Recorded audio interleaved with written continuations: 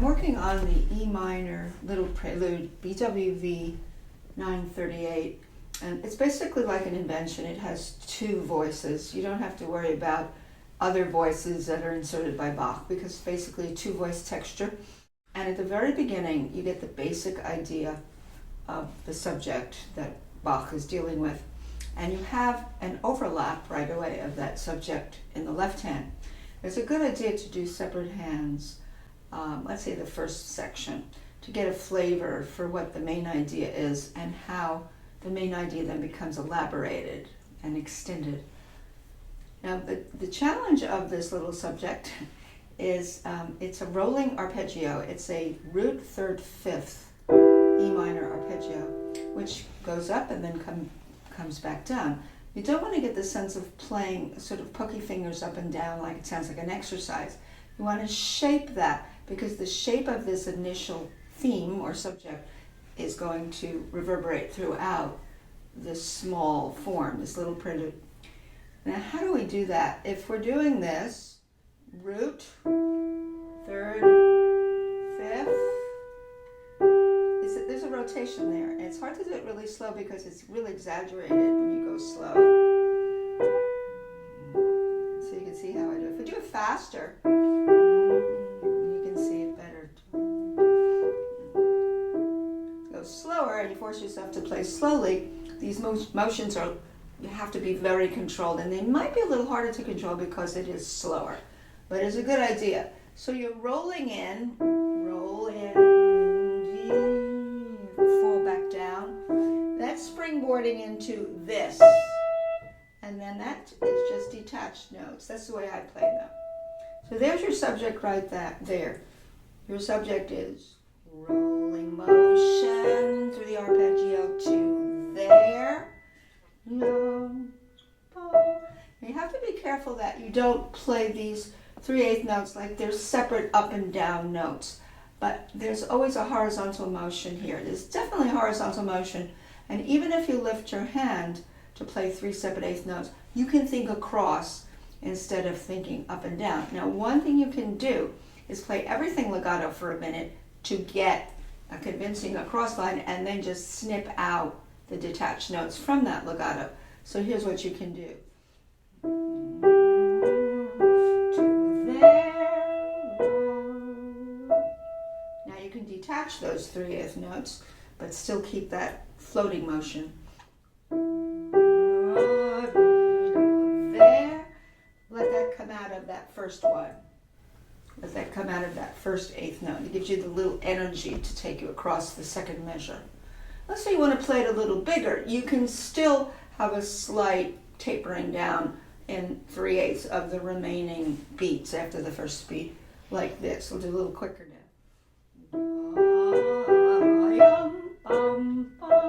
I still went across. I gave a little more energy that time. So then what he does next, I'm just going to do a little bit of this, what's happening. Then he goes to the dominant, so that'd be a sequence. He goes to the B major chord, which is the major dominant. It's a primary dominant of E minor. And because he's 5 notes higher, you're going to intensify. He's still going to have the rolling arpeggio. But this time he has the D sharp connected to this. To there. Or more. So you combine the two ideas you have. Less. Now that D sharp that's in the D sharp that's in the third measure shouldn't be slammed down, because it really is falling down from the tonic here, which was, this is a tonic measure, E minor, and then that finishes, and then it rolls into that. So you have to be careful. Now on the left hand, against that, you have a broken octave, and the way I play the broken octaves, I do a legato. It's a drop octave with a little ornament, a mordant, so you have down, down, rest, rest. Now here's where you have that overlap of the broken chord going to the next measure, eighth note. Now you have two choices of fingering. You can go 5, 3, 1, 3, 5, there, and down. Of course, you're going to have this. Or you can use this fingering, 5, 3, 2, 3, 5. That allows a little bit more of a loop coming back from the B to the G like this.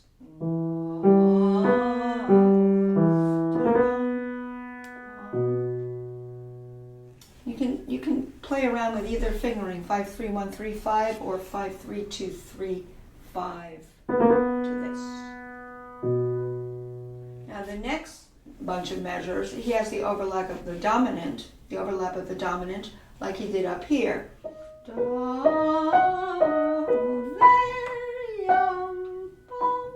The left hand will do, but goes to the tonic now. So, everything isn't going to be an exact canon or imitation going between the hands. You have to be aware of it. But if you do that at the beginning, you establish the sense of whenever this rolling arpeggio comes, that you're not playing it flat and up and down, but you're always rolling it. Now, between the hands, you have this kick start of the first note on the 16th rest above it. So you get a kick start into kick start.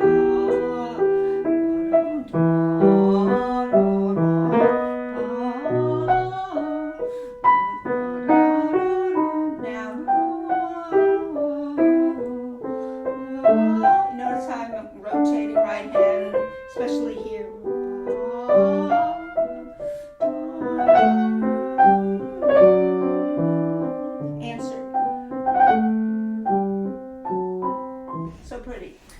Way back tempo. Now what you have to be aware of is all of this activity, the elaboration of the right hand with many, many streams of 16ths, is how you're going to shape them so they don't sound very much like robotic types of notes and up and down or digitized, I always say. So you have to decide how are you shaping them. So you've come out of this.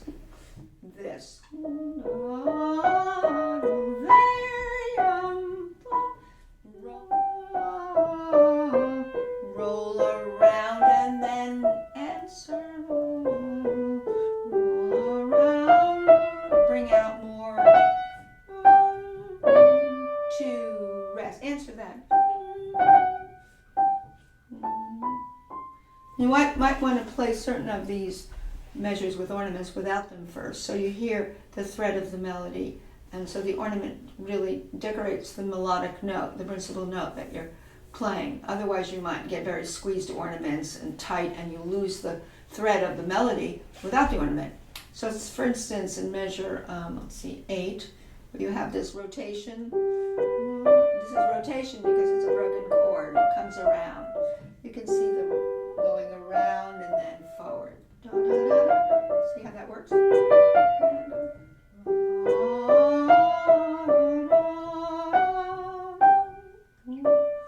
Now you could add the ornaments.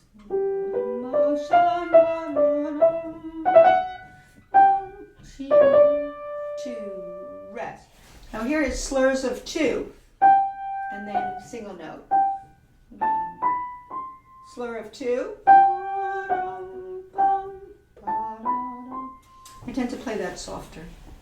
Now if you have a slur of 2, G, F sharp, without the ornament, you play it, indeed hear it. Slur 2, separate, roll these 3. Then I would add the ornament and preserve the sense of slur 2, single note, roll 2, 3, roll in 3 notes. You have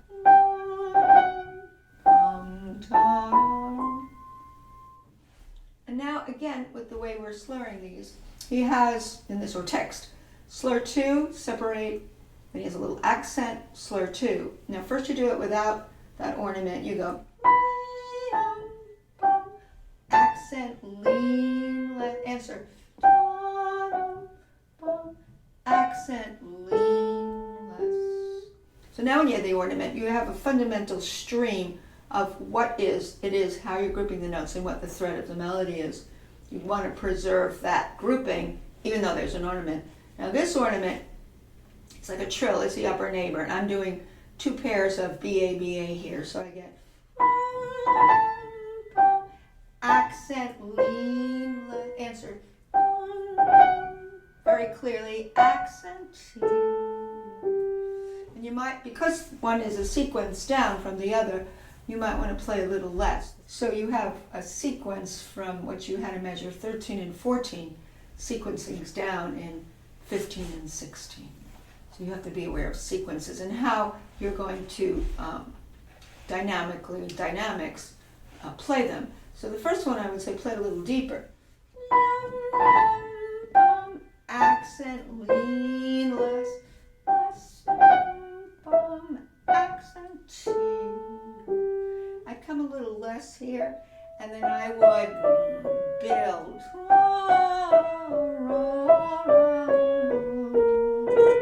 Now here you have lots of rotations, particularly here. You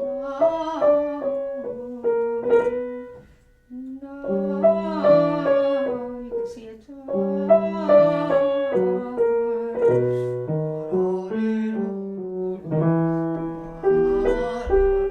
Overlapping subject.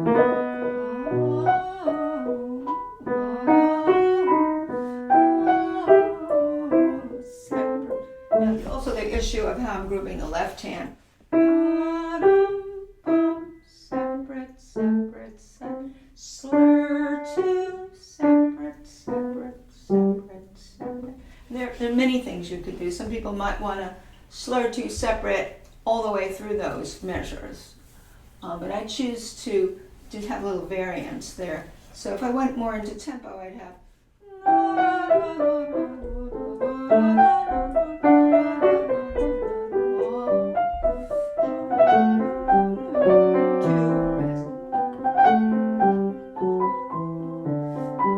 Bring out. Now this left hand with these back and forth figures. What's happening here, you have a lot of common tones when you have things like this.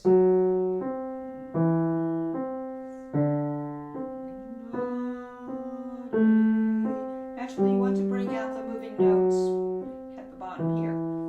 Because all these common tones, you don't want them poking out and accenting and throwing off the thread, which is leaning toward.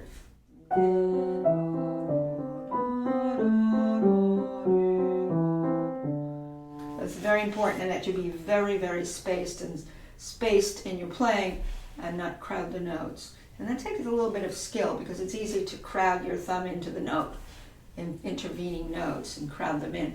So be very careful, such as slow motion.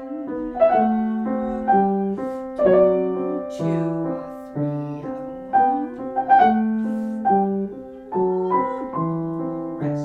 Bring out more here. First time. Answer.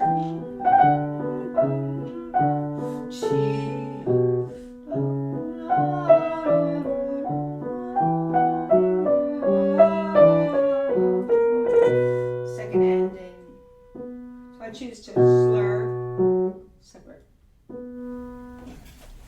So that's sort of, and it's all about behind tempo. And so it's good to do separate hands so you get everything spaced well, that you do this wrist motion, which is helps control the spacing.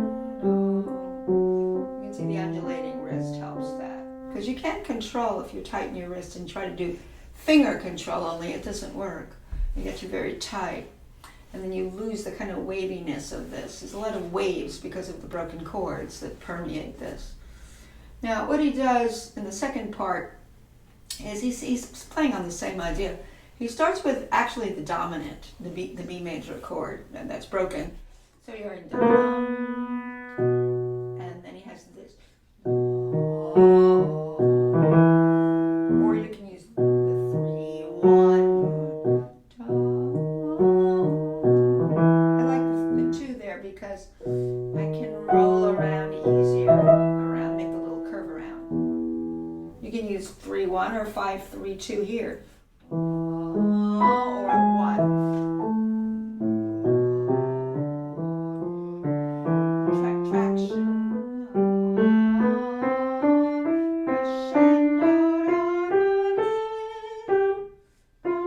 Separate. Think horizontally though, even if you're lifting your hands. falling down. So separate hands is a really good idea. And a good Bach player can hear any voice at any given time as they play. They're not just focusing on the right hand, but they're hearing everything going on. And it's just two voices. Melodic minor, surprise. So that's the way to approach this. Now this is a very tricky place that's coming because he has little trills on notes, and it kind of moves quickly when you're going to be in tempo, but in slow motion here, that's what you're doing. E, D, E, D. To be very loose, like you're just shaking things out, like that, not getting stiff with your hands. Roll to there. Accent. Now this is a revisit of what we had on the first page on the right hand, but we didn't have this figure with the trill this way. Bum, less, then traction. You need some traction. First ending.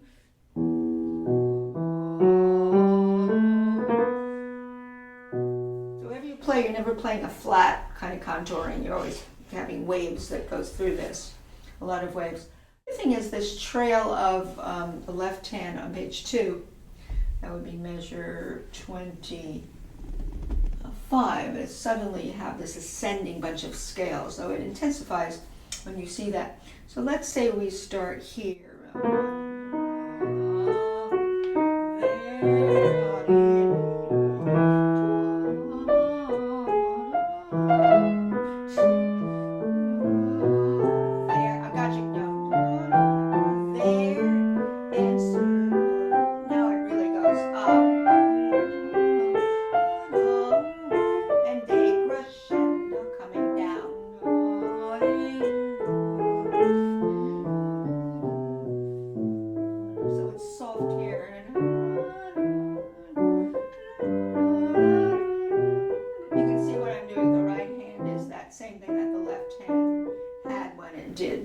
In the first page it had this.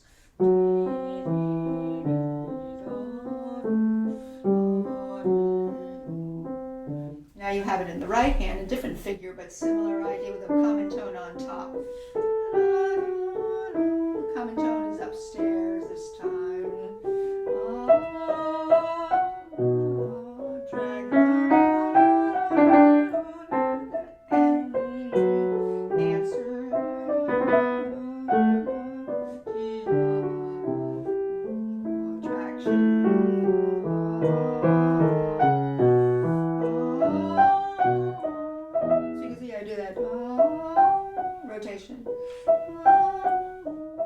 So you have to get that rotate around.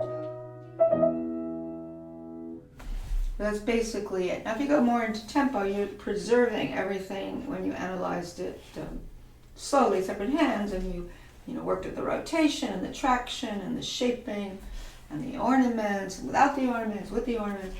Then you have to preserve everything.